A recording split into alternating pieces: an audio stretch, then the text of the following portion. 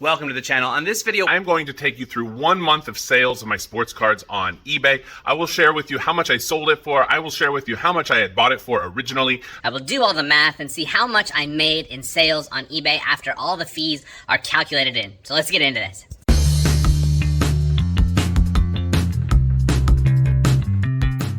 All right, let's jump right into these cards. So we're basically looking over a period of time. I'm going to start off showing cards that I sold in late May, and we're going to go all the way up to late June. There's going to be 37 total cards we look at, and I will share with you the total numbers of things later, but I'll share with you each individual card as we go through. So starting back in late May 2024, here we have a Jokic rookie, an acetate rookie from Prestige.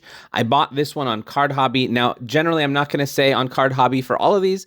If I don't say anything, just assume it's on Card Hobby, because almost every single one of these cards I originally bought on Card Hobby. If you're not familiar with what Card Hobby is, it's kind of the main sports card website in China. I lived there for a long time. I'm still very familiar with it. Now that I live back in the US, it's still the main place I'm buying my cards. If I got them from someplace else, I will mention that. So this one I bought on Card Hobby for $50. I ended up selling for $148. Now, when I say the price, I'm not including the fees. The price I paid for it, I am including the shipping fees, but the price I sold for it, I'm not calculating in the fees right here. I'm gonna, once I add all these up for the final numbers, I'll calculate in the fees to see the total number, but this one doesn't include the eBay fees. So any of these numbers you're seeing for my sales price, just assume about 14% of that would actually be going to eBay. All right, this next one is one of the few that I didn't buy on Card Hobby. I actually have had this one since I was a kid and I resold it. This is the 93-94 Upper Deck Special Edition Die Cut All-Stars of Patrick Ewing, which I sold for $8. This was a favorite set of mine when I was a kid. I still like it. I still have a few cards from this set for my personal collection. I just don't have any interest in Patrick Ewing specifically, and there's a lot of players in this set I don't have any interest in, so I'm not too interested in collecting the entire set. But for those players I really do like Nick Van Exel, for example, this is one of my favorite cards in my PC, is a Nick Van Exel card of this set. The next one here, this is different than most of these. This is the Dale Earnhardt Jr. Black and Gold Race-Worn Patch, numbered out of 5 from Panini National VIP. This one I had bought for $17.50 and sold for $45. This is the Rookie Photogenic card of Chet Holmgren, which I had bought for $5 and sold for $20. This is one that I couldn't calculate in because I actually got this one from a redemption pack on an unredeemed auto that I got sent from Panini. I actually don't remember which card that I got this redemption pack from instead of the card. It wasn't a valuable one because I have not done a lot of valuable ones, so I got this sparkle pack from them, and I opened this and I got this card and I ended up selling it for $50. You know, he's a Hall of Famer. This is a gold sparkle. This one's numbered out of 24. It's actually 1 out of 24. So I sold this one for about $50. This here is the Victor Wembanyama Court Kings Rookies 1, which I bought for $14 and sold for $35. This here is the Victor Wembanyama Double Exposure from Court Kings, which I bought for $25, sold for $40. This one here is the National Treasures Material Treasures Game-Worn Jersey of LeBron James, numbered out of 99, which I bought for $45 and sold for $80. Well, actually $79.99, but I'm just going to round up 1 cent every time it's like that. Otherwise, it's annoying when I'm doing the math later. This one here, I did not buy this one on Card Hobby. This one I got at a dollar box at a card show about a year ago, just kind of sitting on eBay for a while and finally sold for $4. This is the Lauri Markkanen Red Yellow Optic Rated Rookie. This one here is one of the few that I lost money on, and it's kind of, it's not a new learning, but when Victor Wembanyama cards first came out, of course, the hype was so extreme, and when you're buying things from Card Hobby, it takes months before you get them in hand because you're gathering up your cards over a 3-month period, or over a 1 month period of time, maybe 3 weeks, and then you're shipping them to yourself. By the time you actually get them in hand, it's probably 3 months later from the time when you first ordered them. That's just the reality of ordering on Card Hobby using their overseas warehouse. So some of these Victor Wembanyama cards, the next 3 I actually lost money on. We'll see. These are the only 3, luckily, that I lost money on this month. But I did lose money on these 3 because of that delay. So this one I bought for $60 and ended up selling for $50. This is the First Steps of Wemby. And then this is another one I lost money on. This is the Craftsman Orange Die Cut Elite from Donruss Elite, also rookie year. This one I had bought for $40 and sold for $30. This one, oh, actually, let's make that there's 4 cards that I lost money on.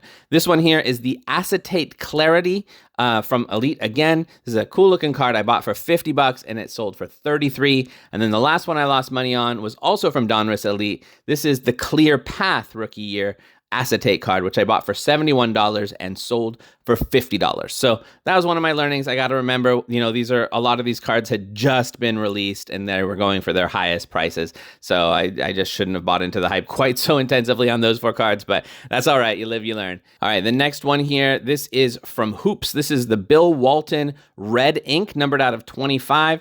This one I have bought for $12 and sold for $25. I've always bought a lot of, whenever I can find Bill Walton autos, I always buy them. I'm from Oregon, so I'm constantly, ever since I started buying cards, I'm always looking for Bill Walton autos, and then I always end up posting them up for sale. Sometimes if they don't sell for a while, I keep them myself, and eventually if they do sell, then they sell. Wonderful. So you'll see a couple Bill Waltons on this list. All right, this one here is the White Prism, numbered out of 175 of Giannis Antetokounmpo from 23-24. This one I had bought for $9 and sold for $25, which I think is got a really good price for this one. I don't think you could get that much for this one right now. This one right here is the Kobe White Silver Rookie from Prism, PSA 10, which I bought for $19, sold for $50. This one here is the Shaden Sharp Donruss Elite 3D Next Up. This is one of those SSP case hit cards. Very cool. It's one of those ones that if you move it, it has a slightly different, like lenticular, looks slightly different in different angles. I bought this one for $46 and sold this one for $77.50. I had sold this one previously too, another version of this same card, like for $90, I think, like a month or 2 ago as well. Then we got next, this is another one that was a gift from myself as a child. I had this in my collection. I didn't feel the need to keep it anymore. I figured if I ever wanted it again, it's not expensive, because I sold it here for $4, but it is cool. It's the Shaquille O'Neal Famous Nicknames card. This is one of my favorite low-end sets, actually, from that period of time. Even the Jordan card in this set only costs like $15 or something like this. So, and all the players are pretty fun. So I may actually eventually decide to put together this full set just for fun. And then the next one we have here is the Rookie Year card of Luka Doncic from Court Kings. This is from the Emerging Artist insert set, which is just one of my favorite looking insert sets. This one I had bought for $41 and sold for $80. From the 22-23 Revolution, this is the Jalen Williams Rookie Auto, numbered out of 100. This one I had bought for $65 and sold for $79. So once you calculate in fees, I actually basically broke even on this one. This next one is Chloe Kim. This is from the Skybox Metal Universe. This is a Championship Galaxy. This is actually like an SSP case hit card. I bought this a long time ago. I don't even remember. I don't have the records with me here because I had bought this one a couple of years ago for more than I sold it for sure, because I thought these cards were just so cool looking, and as case hits I thought they were going to be pretty well sought, but a lot of them aren't. So this one I ended up selling for $10, which is a great price for SSP case hit type of card, but who knows Chloe Kim. So somebody does, bought it for $10. Autograph card of Jerry West from National Treasures, numbered out of 25. This one I had bought for $60 and sold for $110. From Obsidian, this is the Electric Etch Asia card of Luka Doncic, which I sold for $26.66. This one I actually pulled from a pack, so I don't have a specific price on how much I paid for it. I'm just calculating it as I paid for nothing, because that's basically how I calculate whenever I buy packs, because I don't do them very often. I'm just buying them and not thinking of them as like an ROI thing, just as the same way I wouldn't think of like a dinner out as an ROI thing. So any money I make from the few packs that I do pool, I just put that in the positive side. I know that's probably not the best way to do it, but I pool cards so rarely. You'll see this is the only card that I sold this month from a pack that I pooled. Other than at the garage sale, I did sell a couple from packs that I pulled at a garage sale I had recently, which I'm going to have another video about how that garage sale went. All right, the next one here, this is very quick. We'll go through this. Shaden Sharp Shockwave Rookie. This one I got from a $1 box at a card show, sold for $3. Next, we have the Luka Doncic Rookie Kings card, which I bought for $9 and sold for $29. We have the Electric Etch Red Flood of Luka Doncic from 21-22. I bought this one for $6 and sold it for $30. I've said in other videos, sometimes these Asia exclusive cards, they do sell for a bit more in the Western market just because they're from Asia exclusive card sets. So they don't necessarily, there's more supply in Asia. So it's easier to find these ones. There's less supply in the US, so it's easier to sell them for a profit. So I oftentimes look for these Asia exclusive sets when possible. Even in the US, though, the price can be a little bit all over the place. So they're not super reliable for making money on it, but sometimes they do. Next up, we have the Rookie Immaculate Patch, numbered out of 99, of Franz Wagner, which I bought for just $9 and sold for $30. Immaculate 22-23 Immaculate, an autograph card of Bill Walton, numbered out of 99. I bought for $21 and sold for $55. Next up here, this is one of the few I didn't buy on Card Hobby. This one I actually got at a card show in a dollar box. This is the Fleer Retro Star Red Rubies, numbered out of 150 of Bill Walton, which I bought for just $1 and then sold for $12 on eBay. And the next one here was my largest profit card. This is from Topps Chrome. This is the Erling Haaland Grail card. So the way this set works, there's actually 9 different cards in this set that are all called Grail cards, but they're not just found in one SKU. They're found in 9 different Topps releases, and they're kind of like even more rare than a case hit. So they're really sought. And if somebody's trying to put together the entire 9 card set of this, of one player, so it'd be 9 cards of Erling Haaland. I think there's a few other players that might have their own Grail sets, but this is the Erling Haaland one. So this one I had bought for $200 and I sold on eBay for $340. From Topps Finest, this is the Harry Kane The Man auto, numbered out of 350. I had bought this for $48, sold it for $68. Here we have the Art Nouveau Game Worn LeBron patch jersey card, which I bought for $33 and sold for $55. This is a cool looking one. I've always liked these Art Nouveaux, and sometimes they're really not very expensive as far as patch card goes. A lot of patch cards aren't expensive. This is just one set I've always kind of liked. Next up, this is a unique one. This is from 2020 Marvel Masterpieces. This is a one-of-one sketch card of Ant-Man, and I had to look it up and discovered that the person Ant-Man is stomping on is somebody named Silver Iron Man, which is some variation of Iron Man. I don't even know. And then this is this is a one-of-one sketch card I bought for $34 and sold for $100. Next up, we have a really cool looking card. This is Larry Johnson Obsidian Matrix Material Patch Auto out of 99, which I bought for just $11 and sold for $35. This is from the most recent Hoops release. This is their presentation cards. These are cool. These are case hit SSP type cards. LeBron James, and I had bought this one for $56 and sold it for $80. This is the Luka Doncic Certified Rookie, which I had bought for $14 and I sold for $48.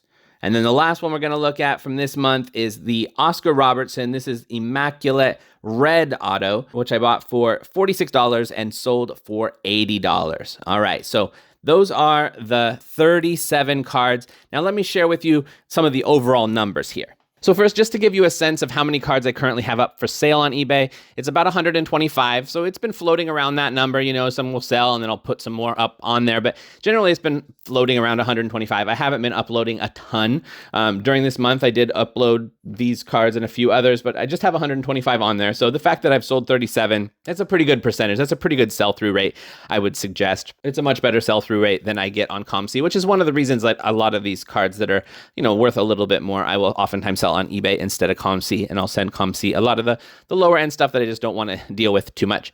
Now, the total amount I had spent, if you add up the amount I had spent on all of these cards, including the shipping. So the way I calculated in the fees, for the Chinese domestic shipping fees for each of these cards is pretty easy to calculate, and depending on how many cards I had bought from a seller, each card essentially, if I bought it by itself, it's about a $2 domestic shipping fee. If I had bought it as part of a lot or, together with a bunch of other cards from the same seller, then I just calculated that in based on how many cards I had bought from the seller. So really, each of the cards, the domestic shipping fee in China was between 25 cents and $2.